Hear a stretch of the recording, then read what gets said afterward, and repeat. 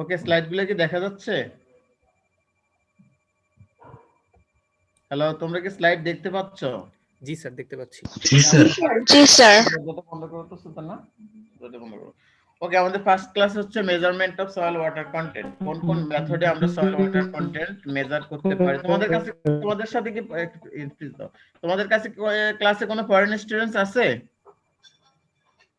না স্যার, কোনো ফরেন নেই। ওকে ওকে, গুড গুড। গুড মানে কি ফরেন স্টুডেন্ট নাই বলে গুড না, মানে তোমাদের ল্যাঙ্গুয়েজটিক কোনো প্রবলেম আর থাকলো না আর কি, যে ব্যারিয়ার থাকলো না। But I think this is better to deliver the lecture in English, right?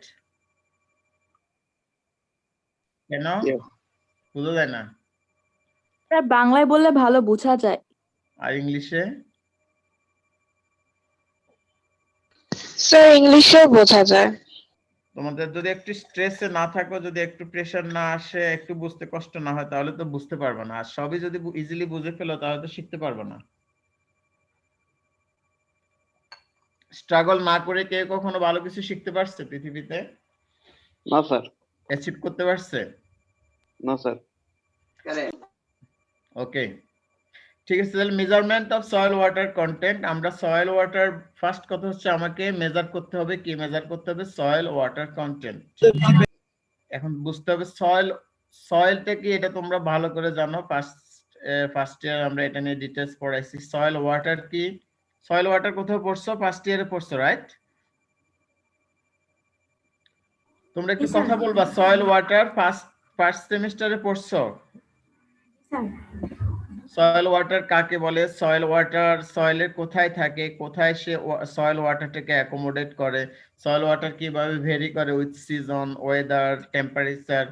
তারপর সয়েল ওয়াটার সোর্সেস কি, সয়েল ওয়াটার লস কোন কোন পাথওয়েতে হয়, সয়েল ওয়াটারটা গেইন করে কোন পাথওয়েতে।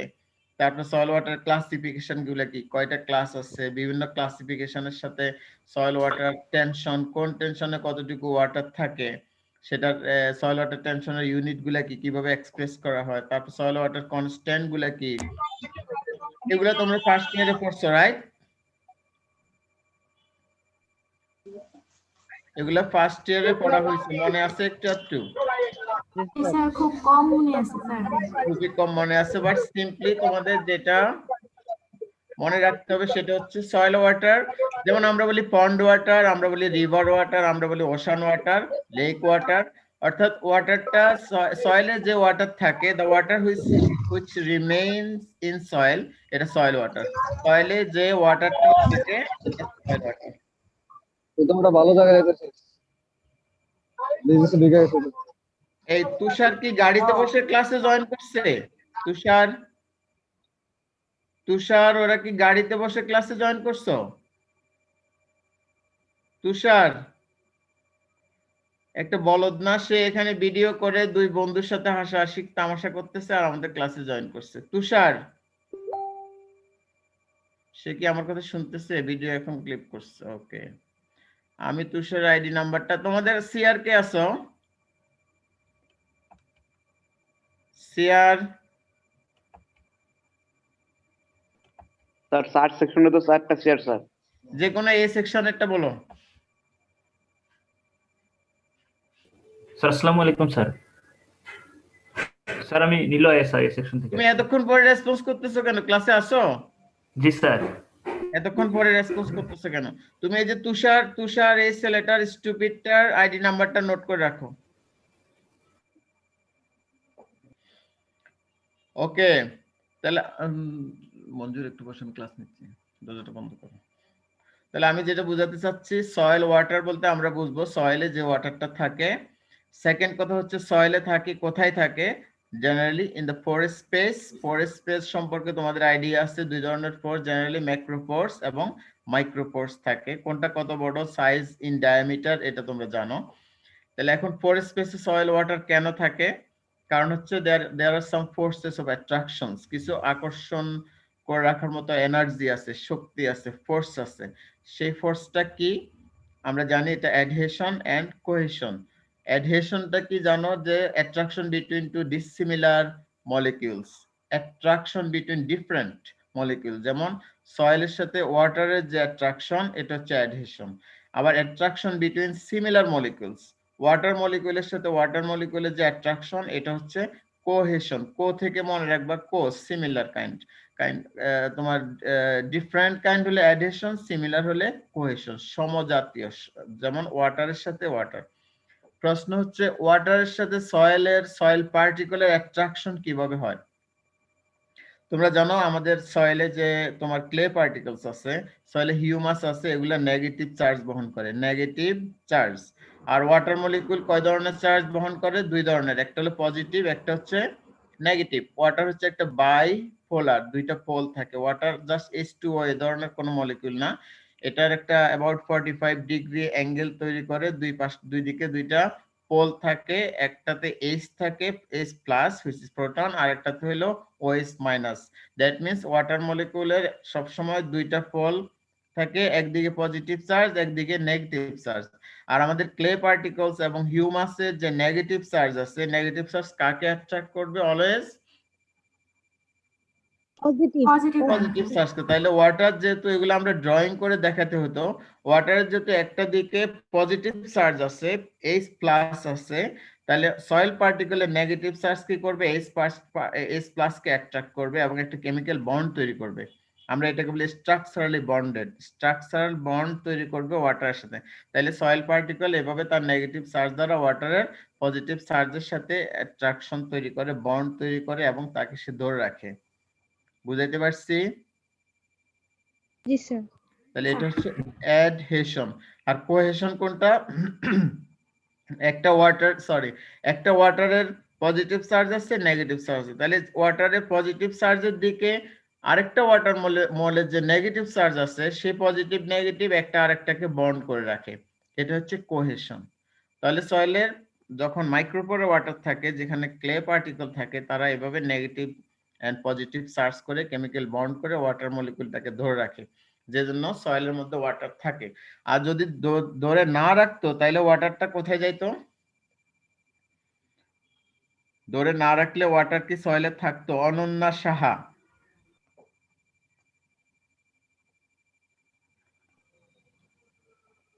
ক্লাসে নাই তাই না? জয়েন করে চলে গেছে?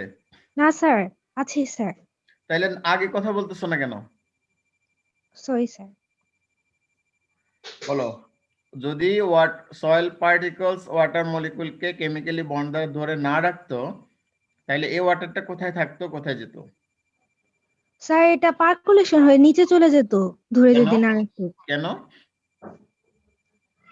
Sir due to gravitational force. Sir gravitational ফোর্সের জন্য। হ্যাঁ, এক্স্যাক্টলি, গ্র্যাভিটি তাকে নিচে টেনে নিয়ে যেত। নিচে টেনে নিয়ে যেত, এজন্য নিচে চলে যেত।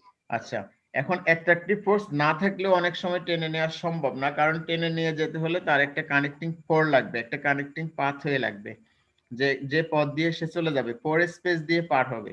কিন্তু সে পোর স্পেস সামটাইম ব্লক থাকতে পারে, for geometry, for connectivity different যদি থাকে, তাহলে কিন্তু সে এটা ব্লকড হয়ে যাবে, বা এয়ার বাবল দ্বারা ব্লকড হয়ে যাবে। আমরা এটাকে বলি বোতল নেক ইফেক্ট। বোতল নেক দেখছো তোমরা, যখন স্প্রাইটের বোতল দেখছো, নিচের দিকে একটা শেপ, হঠাৎ করে উপরে কাদের কাছে এসে এটা চিকন হয়ে গেল, তাহলে মুখের কাছে এটা খুব ন্যারো হলো। ন্যারোতে যদি সয়েলের মধ্যে এরকম কানেক্টেড পোরগুলোর মধ্যে যদি কোনো ন্যারোনেস থাকে due to the geometric differences in soil pore connectivity, তাহলে সে কি করবে? এয়ার বাবল যদি ওখানে আটকে যায়, তোমার এর উপরে যদি পানি থাকে, পানিটা তোমার পার্কুলেট করতে পারবে না due to the presence of air bubble, কারণ এটা একটা অবস্টাকল সে তৈরি করবে। বুঝাইতে পারছি? জি স্যার। তাহলে আমরা ক্লিয়ার যে সয়েলের মধ্যে যে ওয়াটার থাকে, it remains in soil by some forces of attraction, কিছু অ্যাট্রাকশন ফোর্স দ্বারা থাকে। শুধু এমনি এমনি থাকে না, এমনি এমনি থাকা সম্ভব ছিল না। এমনি যদি থাকতো, তাহলে ফোর্স যদি না থাকতো, due to gravitational force, gravity এই ওয়াটার গুলাকে টেনে নিয়ে যেত। গ্র্যাভিটি একটা, এ পর্যন্ত ক্লিয়ার তো? জি স্যার। স্যার পার্কুলেশন হবে না কিসের জন্য, এইটা মানে স্যার আরেকবার যদি বলতেন, যে বটল নেক এফেক্ট যেটা বললেন। পার্কুলেশন দুইটা কারণে কিছু ওয়াটার পার্কুলেশন হয় না, একটা বলছি due to the forces of attraction, আরেকটা কারণ হচ্ছে ডিউ টু দা বোতল নেক ইফেক্ট, মানে বোতলের নেকের মতো, ঘাড়ের মতো ইফেক্ট থাকে। কিভাবে? যে ফোর গুলা কানেক্টেড ফোর থাকে, এগুলা যদি কখনো কানেক্টেড ফোর এর টিউবুলার যে শেপ, এটাকে যদি কোথাও ন্যারো হয়ে যায়, ওই ন্যারো জোনে যদি এয়ার বাবল থাকে ড্রাই কন্ডিশনে, তখন তুমি যদি পানি দাও, এয়ার বাবলটা ওয়াটার মুভমেন্টটাকে ব্লক করে দেয় due to the presence of air bubble. তোমরা যখন দেখবা মাঠে যখন শুকনা জমিতে বৃষ্টি হয়, দেখবা বুদবুদ করে করে এয়ার বাবল উঠতেছে, দেখছো কখনো? জি স্যার, দেখছি স্যার। এয়ার বাবল গুলা যখন উঠতে পারে ডিজলভ হয়ে বের হয়ে আসে, আর যখন ডিজলভ হয়ে আসতে পারে না, সে তখন যদি খুব ন্যারো একটা জোনের মধ্যে যদি সে তোমার বসে থাকে, তাহলে উপর থেকে ওয়াটার যখন ভিতরে এন্টার করতে চায় বা পার্কুলেট করতে চায়, তখন ওই এয়ার বাবল তাকে ব্লক করে দেয়। তাহলে যদি ব্লকড হয় আর ওই পরে স্পেসের মুখটা যদি বন্ধ থাকে এয়ার বাবল দ্বারা, তাহলে সে ওয়াটারটা নিচে পার্কুলেট করতে পারে না due to the gravity. Clear? বুঝাইতে পারছি? ওকে, নেক্সট কথা হচ্ছে, তাহলে আমরা ফ্লো সম্পর্কে বুঝলাম। ফ্লো করতে হলে পোর স্পেসের ভিতর দিয়ে করতে হবে, আর সয়েলে ওয়াটার থাকে, ওয়াটার কোথায় থাকে, সেটা পোর স্পেসে থাকে। এখন গ্র্যাভিটি সবগুলো তোমার হচ্ছে soil particle, negative charge of the clay particles and the humus, তারা কিন্তু সব ওয়াটারকে ধরে রাখতে পারে না। যেমন কিছু ওয়াটার আছে ম্যাক্রোপোরে থাকে, ম্যাক্রোপোর, লার্জ পোর, এই ওয়াটারটা কিন্তু তোমার ক্লে পার্টিকল ধরে রাখতে পারে না, সেগুলাকে গ্র্যাভিটি টেনে নিয়ে যায়। ম্যাক্রোপোরের ওয়াটার সে কি করতে পারে না, অ্যাট্রাক্ট করে রাখতে পারে না। কেন পারে না? ম্যাক্রোপোর গুলা কোন কোন সয়েলে বেশি থাকে, স্যান্ডি সয়েল না ক্লে সয়েলে? স্যান্ডি সয়েলে। স্যান্ডি সয়েলে স্যান্ডের কিন্তু এটা সিলিকন ডাইঅক্সাইড, তাদের মধ্যে কিন্তু ক্লের মতো নেগেটিভ চার্জ ডেভেলপ করে না। ক্লে গুলো হচ্ছে কি ফাইনার পার্টিকলস, বিভিন্ন মিনারেলস এর এই due to the isomorphous substitution or pH dependent charge development, এদের মধ্যে নেগেটিভ চার্জ থাকে, which doesn't remain in sand, স্যান্ডের মধ্যে এটা থাকে না। বুঝাইতে পারছি? হ্যাঁ, জি স্যার। তাহলে স্যান্ডের মধ্যে কি থাকবে, লার্জ পোর থাকবে। এই লার্জ পোর গুলার মধ্যে যে ওয়াটার থাকে, due to the lack of attraction between soil particles and water molecules, water can easily percolate, can move downward, can vertically move downward. বুঝাইতে পারছি? তারা নিচের দিকে চলে যায়, বিকজ তাদেরকে কেউ অ্যাট্রাক্ট করে ধরে রাখে না, আর ধরে না রাখলে গ্র্যাভিটি তাদেরকে নিচে নিয়ে যায়। এই ওয়াটারটাকে আমরা বলি free water or macropore water or drainage water. বুঝাইতে পারছি? জি স্যার। ম্যাক্রোপোরে যে ওয়াটার থাকে, ম্যাক্রোপোরে এই ওয়াটারটাকে ক্লে পার্টিকল তার নেগেটিভ চার্জ দ্বারা ধরে রাখে না, যেহেতু লার্জার পোর, এবং যেহেতু এই পোরটা স্যান্ডি সয়েলে বেশি থাকে, স্যান্ডসে যেখানে নেগেটিভ চার্জ থাকে না, তারা কি করবে, ইজিলি ড্রেন আউট হয়ে যাবে বাই দ্য গ্র্যাভিটি। এই ওয়াটারকে কি ওয়াটার বলি? Free water, drainage water. Free water, just free water. তাহলে বুঝাতে পারছি? ফ্রি ওয়াটারটা চলে যাওয়ার পরে কোন ওয়াটার থাকবে সয়েলে? Sir micropore water. Exactly, micropore water. এই মাইক্রোপোরে যেটুকু ওয়াটার থাকে আমরা এটাকে বলি ফিল্ড ক্যাপাসিটি। Field capacity. মনে থাকবে এখন, ফিল্ড ক্যাপাসিটি কাকে বলে? ফিল্ড ক্যাপাসিটি এটা ফিল্ডের কোনো ক্যাপাসিটি না। ফিল্ড ক্যাপাসিটি একটা ফিল্ডে কয়জন মানুষ দাঁড়াতে পারবে এই ক্যাপাসিটি না, একটা ফিল্ডে কি পরিমাণ পানি ধরে রাখতে পারবে এই ক্যাপাসিটি না। ফিল্ড ক্যাপাসিটি হচ্ছে exactly the water content in the micropore, মাইক্রোপোরে যে পরিমাণ পানি থাকে ওই পানির পরিমাণটাকে বলা হয় ফিল্ড ক্যাপাসিটি। বুঝাইতে পারছি? বুঝাইতে, হ্যাঁ বুঝাইতে পারছি? জি স্যার। জি স্যার। ওকে, কখন এটা হবে তাহলে? তুমি ধরো একটা সয়েলকে ইরিগেশন ওয়াটার দিয়ে স্যাচুরেট করে দাও, রেইন ওয়াটার দিয়ে স্যাচুরেট করে দাও। স্যাচুরেট তো বুঝছো, ক্লাসিফিকেশনে পড়ছো স্যাচুরেশন, যখন all the pore spaces are filled up with water, সব পোর স্পেস যখন ওয়াটার দ্বারা ফিল আপ থাকে তখন ওইটাকে আমরা বলি স্যাচুরেশন, স্যাচুরেটেড কন্ডিশন, তাই না? ক্লিয়ার? জি স্যার। এখন স্যাচুরেটেড কন্ডিশনে কি ঘটবে? প্রথমে কাজ হচ্ছে ম্যাক্রোপোরের পানিগুলা সব ড্রেন আউট হয়ে চলে যাবে ডিউ টু দ্য গ্র্যাভিটি, আর মাইক্রোপোরের পানিগুলা থাকবে by the attraction between soil particles and water molecules, right? তাহলে সবটা ফ্রি ওয়াটার চলে যাওয়ার পরে, ড্রেনেজ ওয়াটারটা চলে যাওয়ার পরে মাইক্রোপোরে যে পানি থাকে আমরা এটাকে কি বলি? ফিল্ড তাহলে ফিল ক্যাপাসিটি কোনো ক্যাপাসিটি না, এটা হচ্ছে ময়েশ্চার কন্টেন্ট। এটা কি? Moisture content. এই সময়টাকে আমাদের ফার্মাররা বলে জো কন্ডিশন। জো কন্ডিশনের নাম শুনছেন নিশ্চয়ই অ্যাগ্রোনমিতে বা অন্যান্য সাবজেক্ট, রাইট? জি স্যার। এই সময় ফার্মাররা চুজ করে মাঠে নামবে উইডিং করার জন্য, ফার্মাররা চুজ করে প্লাউইং করার জন্য, ফার্মাররা চুজ করে কালচারাল অপারেশন করার জন্য। এর আগে যদি স্যাচুরেটেড কন্ডিশনে আর একটু বেশি ময়েশ্চার থাকে, মানুষ যদি নামে প্লাউইং যদি করে, তাহলে কি হবে? স্ট্রাকচার, সয়েল এগ্রিগেট গুলো ভেঙে যাবে, সয়েল স্ট্রাকচার লেস হয়ে যাবে, সয়েল কম্প্যাক্ট হবে, সয়েলের ফিজিক্যাল কন্ডিশনটা কি হবে? কি হবে, ভালো নাকি খারাপ হবে? স্যার খারাপ হয়ে যাবে। তাহলে আমরা ফিল ক্যাপাসিটিটা কেন আমাদের জানতে হবে? To implement cultural operations, to choose the time, to choose the method of operation, to choose the time of operation, কোন প্ল্যান করব, কখন করব, কখন কালচারাল অপারেশন করব, কখন ফার্টিলাইজার দিব, কখন মাঠে নামবো, কখন নামবো না, এই ফিল্ড ক্যাপাসিটি অর্জন কন্ডিশন আমাদেরকে ঠিক করে দিবে। তাহলে আমাদেরকে এখন কথা হচ্ছে সয়েল ময়েশ্চার কোথায় থাকে, কিভাবে থাকে, কোনটুকু হলো ফিল ক্যাপাসিটি, কোনটুকু ফ্রি ওয়াটার, এটুকু আমরা জানলাম। কারা ধরে রাখে, কিভাবে ফ্লো করে, এটা আমরা জানলাম।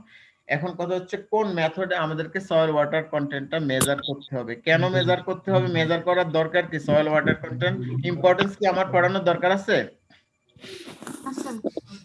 ইম্পর্টেন্স দরকার না, ইম্পর্টেন্স তোমরা সারা জীবন অনেক ছোটবেলা থেকে পড়ে আসছো। ওয়াটার ইম্পর্টেন্স কি, সয়েলে ওয়াটার ইম্পর্টেন্স কি, ক্রপের জন্য ইম্পর্টেন্স কি, তারপর নিউট্রিয়েন্ট ডাইনামিক্স এর সাথে ওয়াটার কি সম্পর্ক, অ্যাভেলেবিলিটির সাথে কি সম্পর্ক, ট্রান্সফরমেশনের সাথে কি সম্পর্ক, ফ্লোর সাথে কি সম্পর্ক, এগুলো আমরা জানি, তাই না? কথা বলো। জি স্যার। জি স্যার। এখন হচ্ছে আমরা চলে যাব কিভাবে মেজার করতে হয়। জি স্যার।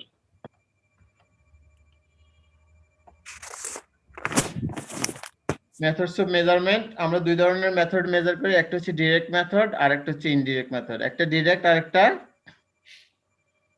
ইনডিরেক্ট।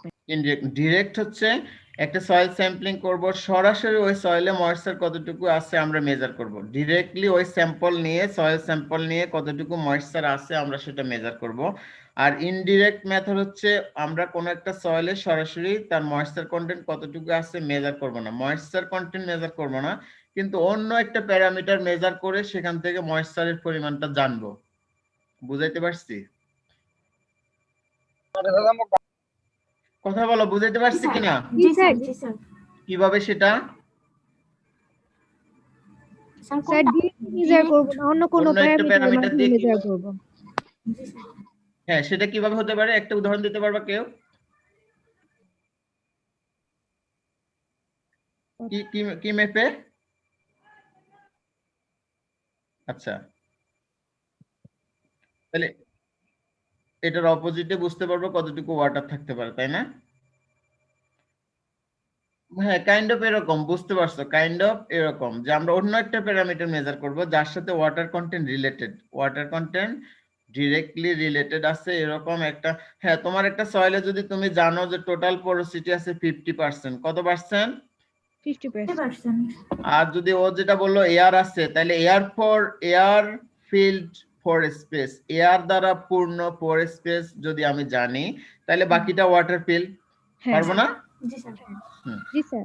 এটা হচ্ছে ইনডিরেক্ট মেথড। ডাইরেক্ট মেথডে আমরা যেটা ইউজ করি সেটা হচ্ছে গ্র্যাভিমেট্রিক মেথড। মেট্রিক মেথড যেটা আমরা ওয়েট বেসিসে করি। কোন বেসিসে?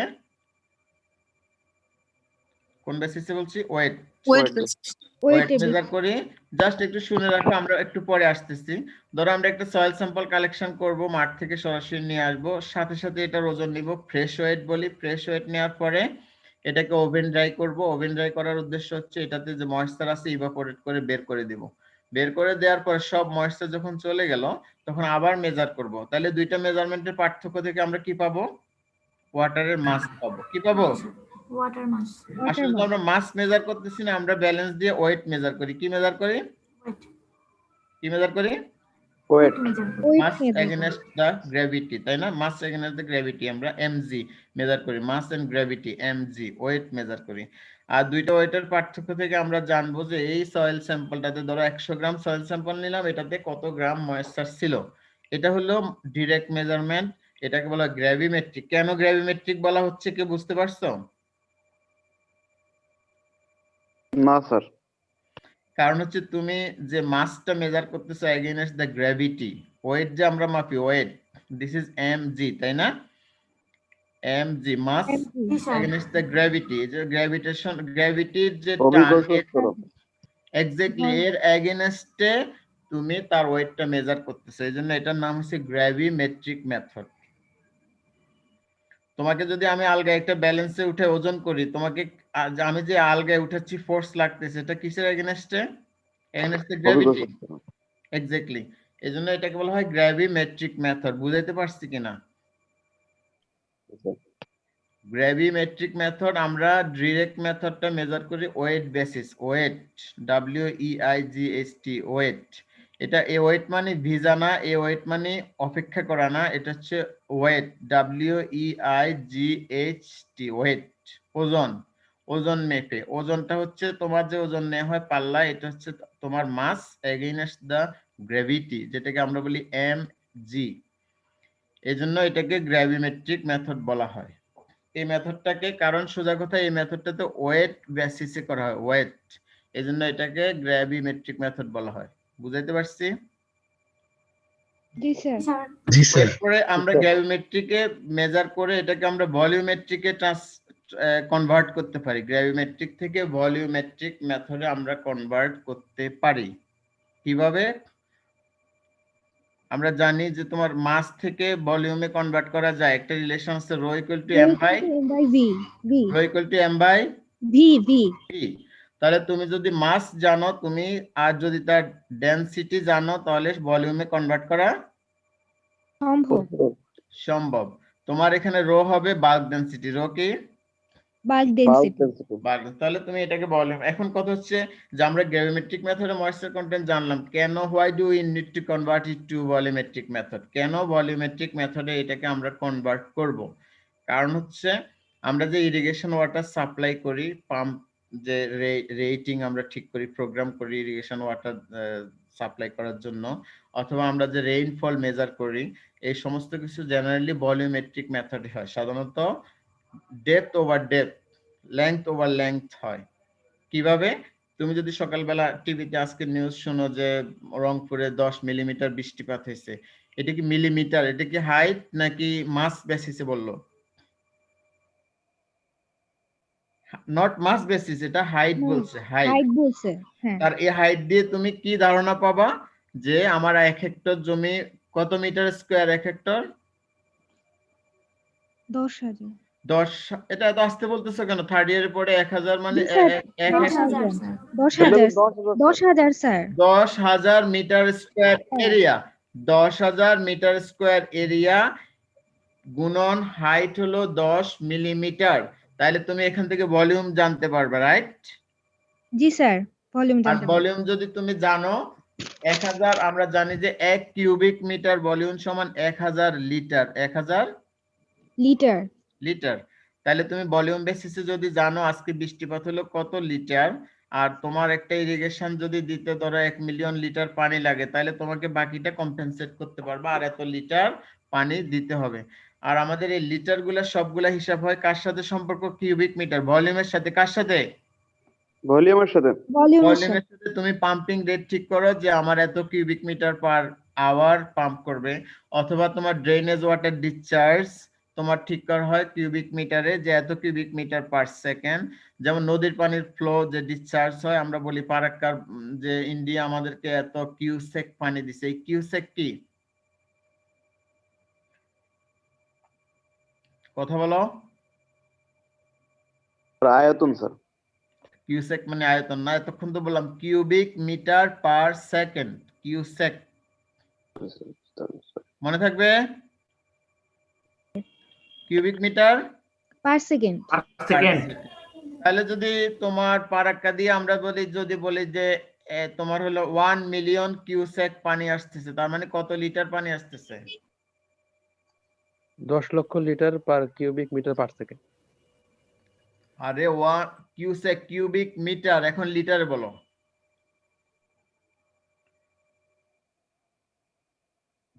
যে কোনো একটা রিভার ওয়াটার ডিসচার্জ রেট হচ্ছে 1 মিলিয়ন কিউসেক। এখন আমাকে বলো কত litre per second? 1 litre per second. কত? 1 1 লিটার? না স্যার, এটা তো million. 1 million litre 1 million cubic metre. আমরা জানি 1 কিউবিক মিটার সমান 1000 litre. Sir 1000 sir cusec. 10,000 litre sir sir 10 lakh metre sir. 10 লক্ষ স্যার না 1 মিলিয়ন 10 1 লক্ষ মিলিয়ন কিউবিক মিটার 1 মিলিয়ন কে গুণ করো আরো কত দিয়ে? 1000 দিয়ে 1 কিউবিক 1000 লিটার স্যার। লিটার। তার মানে মানে 1 মিলিয়ন কে 1000 দিয়ে গুণ করো, কত হলো? 100 কোটি million. Sir 1 billion sir 1 billion 100 কোটি স্যার 1 বিলিয়ন 1000 মিলিয়ন, মিলিয়ন। তাই না? 1000 million litre per second. 1 billion sir. হ্যাঁ, এখন যদি তুমি যদি একটা পাম্পকে বলে দাও যে তোমার একটা ফিল্ডে ধরো তোমার ময়েশ্চার কন্টেন্ট যদি ভলিউম বেসিসে মেজার করো, ভলিউম বেসিসে, আর তুমি যদি জানো যে আমার এখানে 1 মিলিয়ন লিটার পানি লাগবে, তাহলে তুমি পাম্পিং রেট ওইভাবে ঠিক করে দিবা যে আমাকে প্রতি এত কিউসেক পানি পাম্প করবা। আমি রেটিং করে দিলাম, প্রোগ্রাম করে দিলাম, এত কিউসেক পানি তুমি পাম্প করবা, আমার লাগবে কত মিলিয়ন? 1 million litre. তাইতে কত মিনিট সময় সে পাম্প করতে হবে আমি জানবো না? জি স্যার কথা বলো।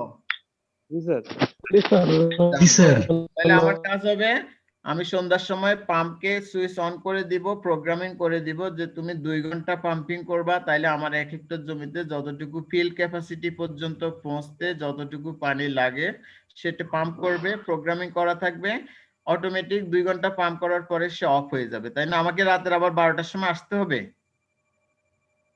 না স্যার না কাছে মাঠে আসতে হবে? না স্যার, আসার তো কোনো দরকার নাই। সাপের কামড় আছে, বৃষ্টি আছে, কাদা আছে, জোক আছে, এত কিছু রেখে বাসায় আবার ধরো এই ফ্যামিলি মেম্বারদেরকে রেখে এত রাতে বের হওয়ার কোনো প্রয়োজন আছে? আছে, কথা বলো। No sir. না দরকার স্যার নেই। সে 2 ঘন্টা পাম্প করবে, কতটুকু পর্যন্ত পাম্পিং করবে? আপ টু ফিল্ড ক্যাপাসিটি, নাকি ইচ্ছা মতো পানি দিয়ে বাসায় রাখবে?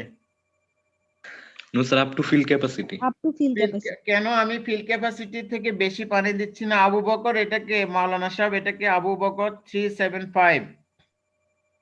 Yes sir. তুমি ওইদিকে ফিরে আসো কেন? তোমার চেহারা দেখাচ্ছ না কেন? কি সমস্যা? স্যার চেঞ্জ করে দিব তাহলে স্যার ইনশাআল্লাহ। এই অদ্ভুত আচরণ গুলা করবা না, একেবারে ফর্মাল ক্লাসে আছে। টিচাররা কি তোমাদের কি বাসার কাজের লোক? যেখানে আমি একটা স্টুডেন্ট দেখতেছি সে পাছা ঘুরে রাখছে, একটা মাথা ঘুরে রাখছে, একটা মুখ ডেকে রাখছে, এগুলো কোন ধরনের কালচার? বুঝাইতে পারছি? Yes sir. এগুলো কি আমরা শিখাবো ইউনিভার্সিটিতে শেখার জায়গাগুলা? তুমি তো জানো যে তোমার পিকচারের উপর একজন স্যার যখন ক্লাস নেবেন তো ওনার চোখ পড়বে, তাহলে তুমি কি ধরনের এটা শিক্ষা দিচ্ছ যে তোমার অ্যাটিটিউড কেমন দেখাচ্ছে? এগুলো কোন ধরনের কালচার বলতেছো শিখতেছো তোমরা ইউনিভার্সিটিতে? আবু বকর আসো, ইয়েস স্যার। কথা বলো। তাহলে আমি বুঝাতে পারছি কেন ফিল্ড ক্যাপাসিটির উপরে ইরিগেশন ওয়াটার দিব না? জি স্যার। কেন দিব না? জি স্যার, জি স্যার, শুধু জি স্যার বলতেছো কেন? কেন আমার কথা বোঝা যাচ্ছে?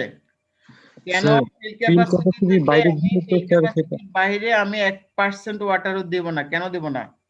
এটা তো লাভ হবে না, কারণ ফিউজ ক্যাপাসিটিতে ওই পানিটা থাকবে আর বাকিটুকু পানি ফিল্ড থাকবে না। স্যার মাইক্রোপুর বা ম্যাক্রোপুর তো যে পরিমাণ ওয়াটারকে ধরে রাখতে পারে এটাই তো স্যাচুরেটেড লেভেল। ফিল্ড ক্যাপাসিটি হচ্ছে ফিল্ড ক্যাপাসিটির উপরের পানিটা মাটি ধরে রাখবে না, সে পানিটা এটা তো ড্রেন ওয়াটার হয়ে যাবে স্যার।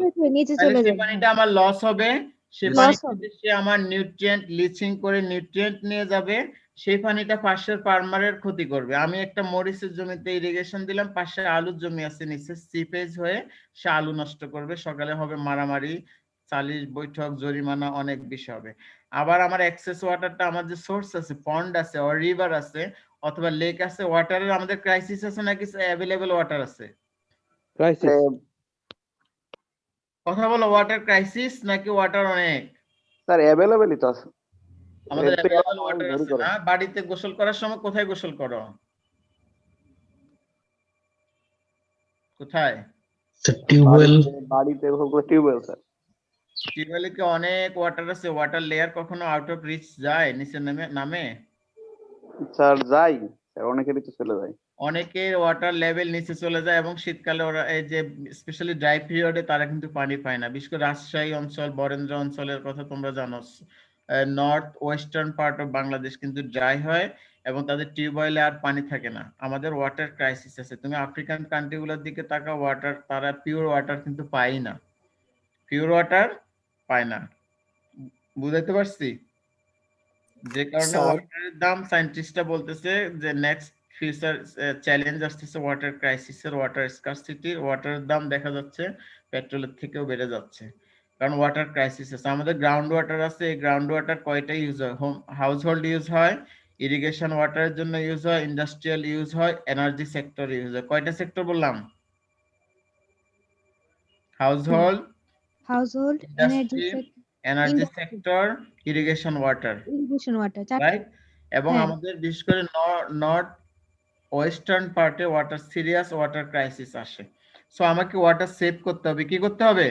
সেভ করতে হবে। ওয়াটার সেভ করতে হবে। এবং আগেকার দিনে মানুষ একটু ইরিগেশন দিতে ফ্লাড ইরিগেশন দিয়ে একদম বন্যার মতো সব বাসায় রাখতো। এতে কয়টা লস হয়? আমার পানি লস হয়, আমার ফসল নষ্ট হয়, আমার অতিরিক্ত ফুয়েল খরচ হয়। ফুয়েল বেশি লাগে না? তোমার 100 লিটারের জায়গায় যদি 1 লক্ষ লিটার পাম্প করো, বেশি লাগে না? হ্যাঁ। তাহলে আমার পরিবেশ এন্ডেঞ্জার হচ্ছে, আমার পরিবেশের ক্ষতি হচ্ছে, আমার পানি লস হচ্ছে, আমার ফিউল লস হচ্ছে।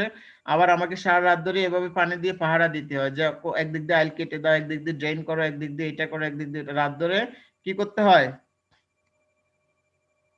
দেখছো এটা? যারা যারা গ্রাম অঞ্চলে বাড়ি আছে, যে একজন ফার্মার, দেখছি স্যার, নিজেও করছি। হ্যাঁ স্যার দেখছি স্যার, কি নিজেই করছি তো স্যার। তোমরা নিজেরাই করছো, রাইট? জি স্যার।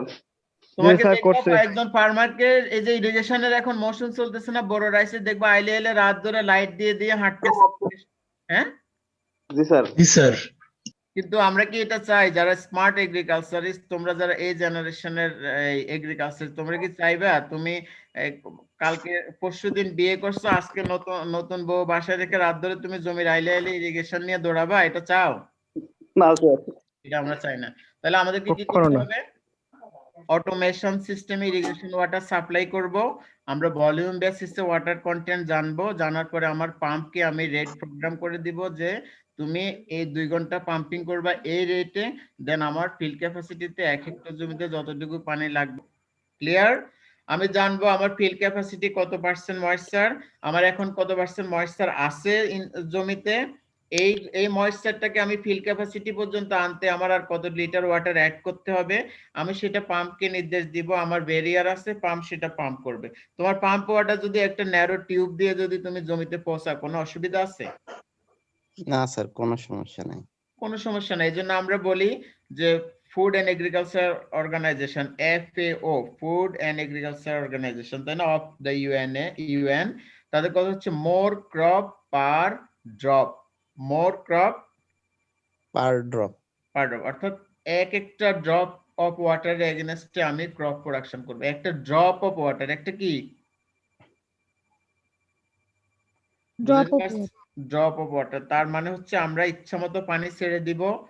দেখা যাচ্ছে আমার নোট দেখা যায় তোমার স্ক্রিন? না স্যার। না স্যার, এখনো আসেনি। দেখা যায় না? না স্যার, এখনো শুরু হয়নি।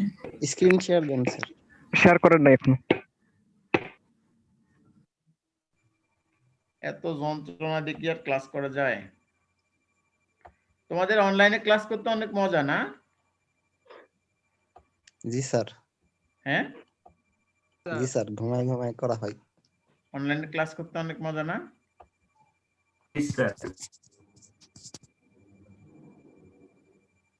পেইন।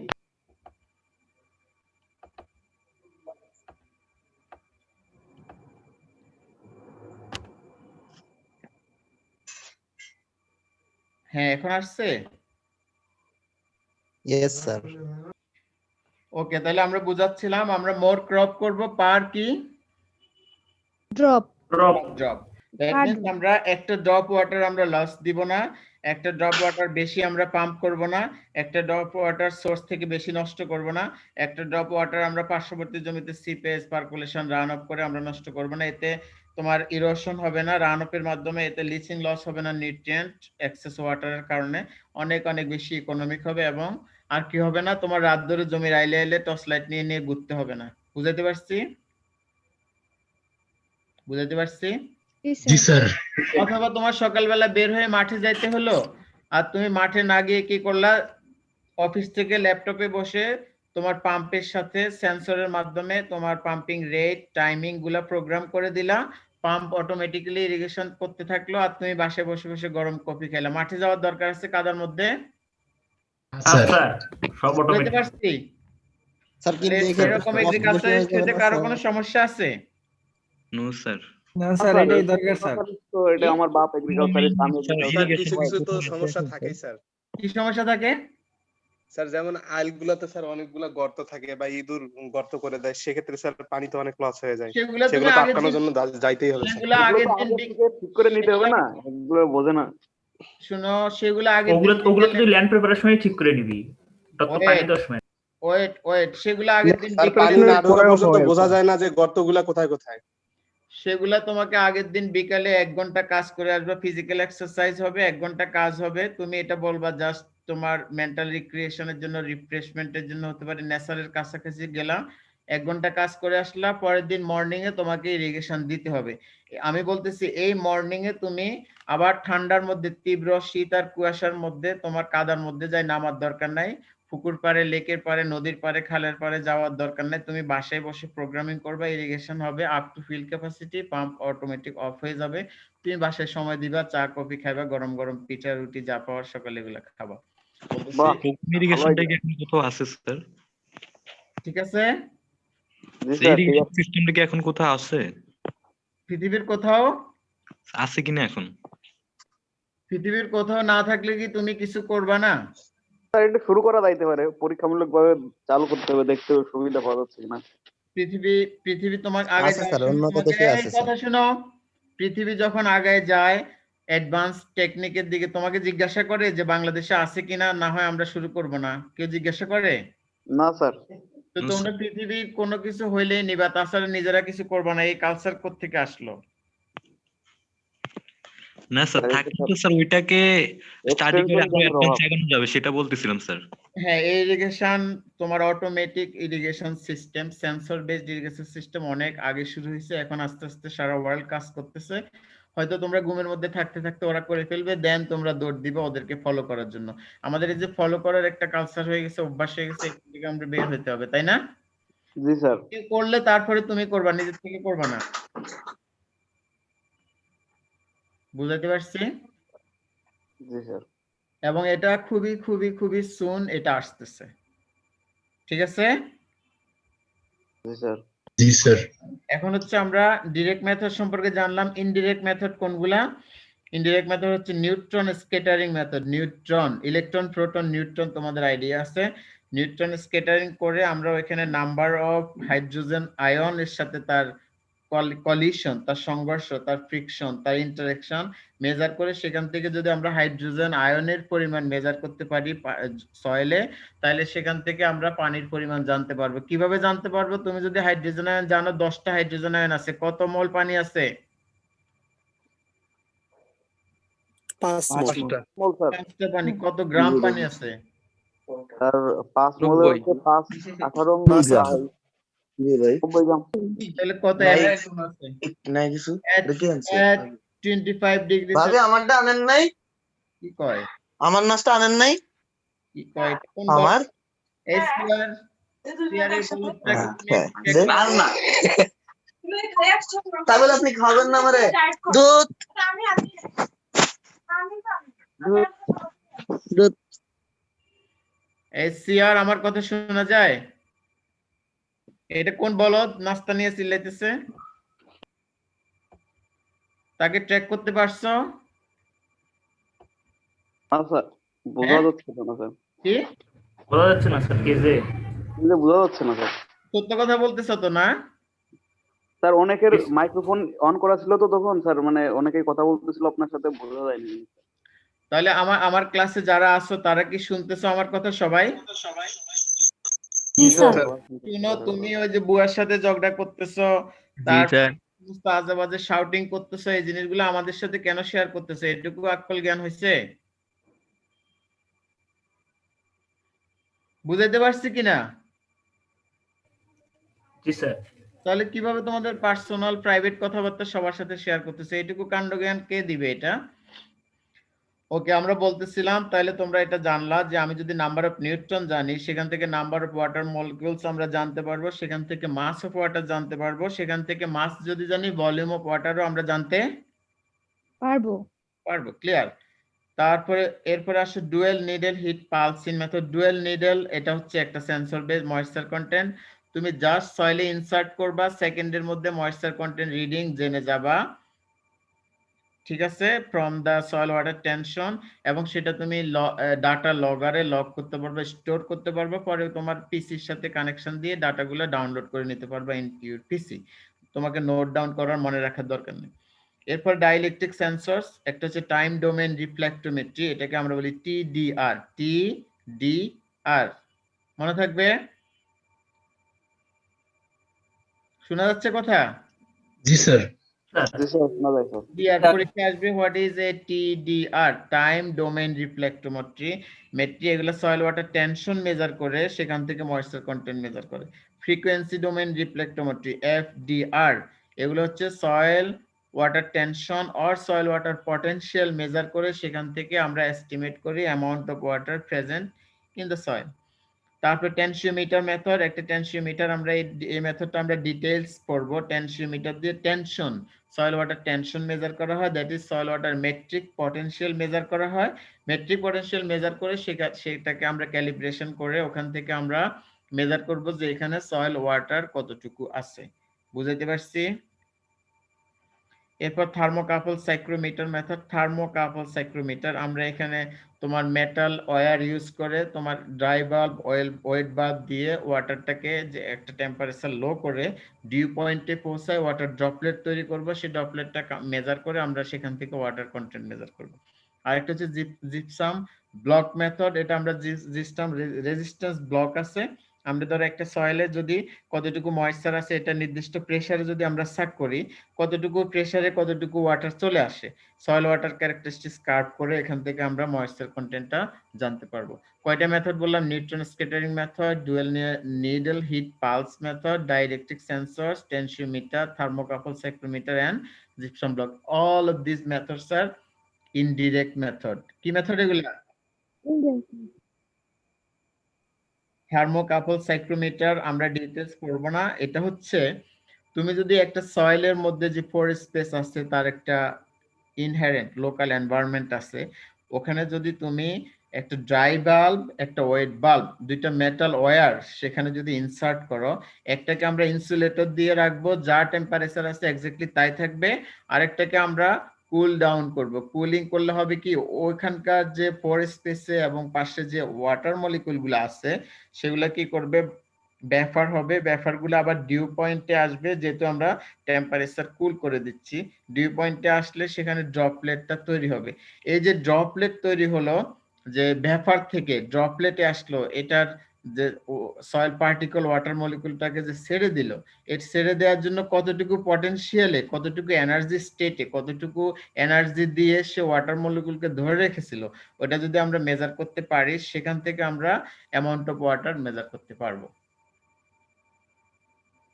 বুঝাইতে পারছি? জি স্যার। স্যার ক্লাসের এই টাইম দুটো শেষ। মেথডের মধ্যে কোনটা বেশি তোমার ইজি?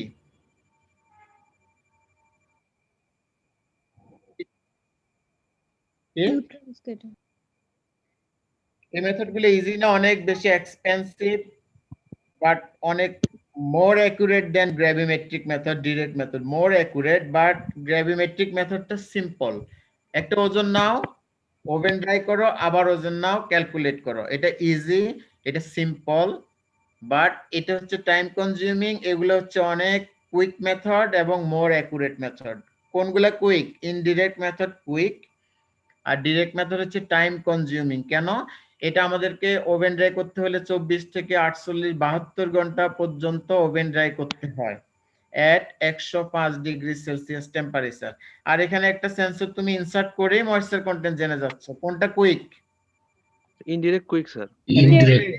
ইনডিরেক্ট মেথডটা অনেক কুইক আর more accurate. More accurate. Accurate.